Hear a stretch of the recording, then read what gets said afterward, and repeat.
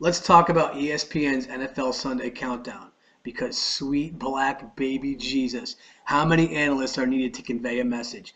ESPN thinks we need at least 6 plus. You got Chris Berman, Tom Jackson, Mike Ditka, Chris Carter, Keyshawn Johnson, Ray Lewis, and whatever current quarterback has just been ousted from the playoffs, they chuck him in there as well. Then they give themselves stupid nicknames. Boom, Boomer, TJ, Coach, CC, Key, and Ray Ray. It's a sad attempt at trying to be cool, edgy, and hip, and it's not working.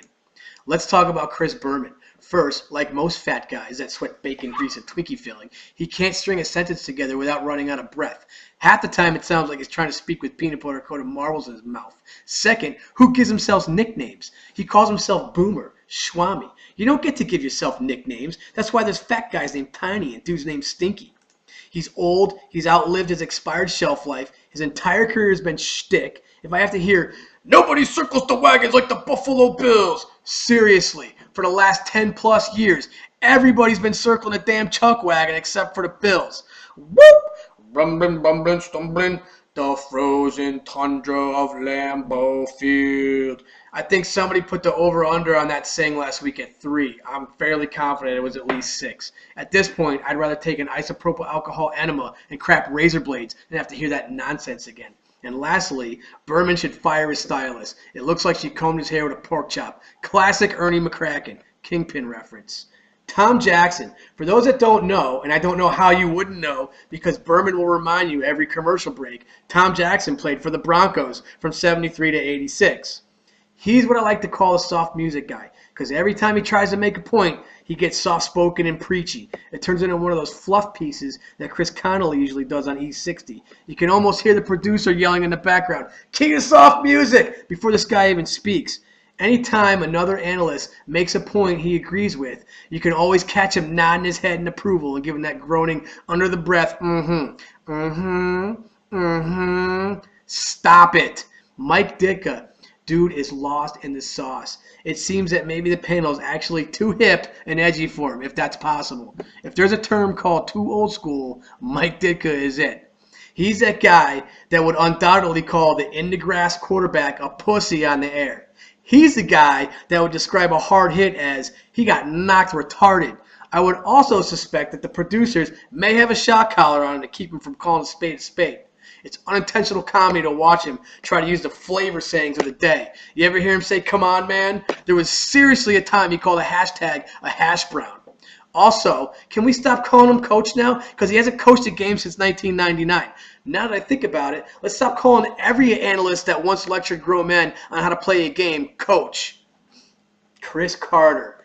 I cannot continue to watch a guy with ants in the pants. Watch him when he talks. You can almost hear his butt cheeks clench and retract on every syllable he utters. He tries to drive home points with bouncing up and down in his chair and goes to the beat on time with the words coming out of his mouth. He loves to relate every current event or issue to himself because he's going to remind you that he had a hard life and a hard road that he had to overcome to get to play in the National Football League. Why does he say that? Why can't he just say NFL? He has to say the complete word and emphasize each word by bouncing out of his seat. Drives me nuts. Ray Rice beat his old lady in an elevator. Chris Carter will tell you he once got stuck in an elevator. Adrian Peterson's kid got beat with a switch. Chris Carter will tell you he once had a kid with a sweet bitch. It's all relevant to him somehow. Keyshawn Johnson, the creator of Come On Man, which, like Berman, outlived its shelf life. I get it. That's his saying. That's his prop. But does everybody got to use it? Do we need an entire segment devoted to this? Surprisingly, I think we do. However, I don't need to hear every Tom, Dick, and Harry Ball utter the stupid phrase. Run the segment, let Keyshawn do his bit. Listening to Chris Berman try to flip his ebonic switch to spit out "come on, man" makes my ears bleed. Keyshawn reminds me of that schmuck Skip Bayless who will go against the grain just to be different and initiate debate. When points are being discussed on the show, Keyshawn will statistically take the side of the least favorited and roll with it. Way to go out on a limb, Key. Ray Lewis. I cannot believe, for the love of God and all of Catholicism, that this guy holds an analyst position. How do they let this guy speak on camera? Honestly, if you told me at the end of Ray Lewis's football career he would be speaking about it on air in front of camera, I would have thought he'd be the new office linebacker on a couple YouTube clips. He's your quintessential sports figure that cannot talk on camera without using the filler word, you know. It was a great game, you know. The defense was on, you know. You know how we do, you know. Ray Lewis, this is for you. Listen carefully. What you just said is one of the most insanely idiotic things I've ever heard. At no point in your rambling, incoherent response were you even close to anything that can be considered a rational thought. Everyone in this room is now dumber for having listened to it.